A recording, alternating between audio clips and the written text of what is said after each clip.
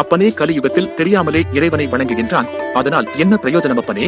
இதனால் அப்பனே ஐப்பசி திங்களில், அதாவது ஐப்பசி மாதத்தில் அப்பனே நிச்சயமாய் ஐம்புலன்களையும் எதையென்றும் அறியாத அளவிற்கும் கூட அப்பனே பசியோடு பின் இருத்தல் வேண்டும்.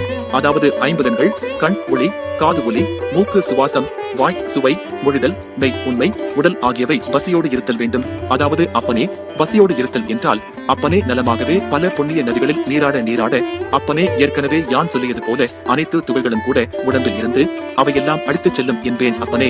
இதனால் அப்பனே ஒவ்வொருவரும் அறிந்தும் கூட இதனால் அப்பனே முன் ஜென்மத்தில் இறந்துள்ளார்களே அவர்களெல்லாம் ஒவ்வொரு அருமையான எதை என்றும் தெரியாமல் கூட பின் இறக்கும் பொழுது ஒவ்வொரு நினைப்பும் கூட அப்பனே பல நிறைவேறாத ஆசைகளும் கூட இதனால் அப்பனே ஆசைகள் எல்லாம் மனிதன் ஐம்புலன்களில் எதை என்று அறிய பின் எதனால் ஆசைகள் எல்லாம் நிறைவேறவில்லையோ அங்கெல்லாம் நுழைந்து அதற்கும் கூட அப்பனே வேலை வைத்து விடும் அப்பனே. மீண்டும் மனிதன் கர்மத்தில் நுழைந்து விடுவான் அப்பனே.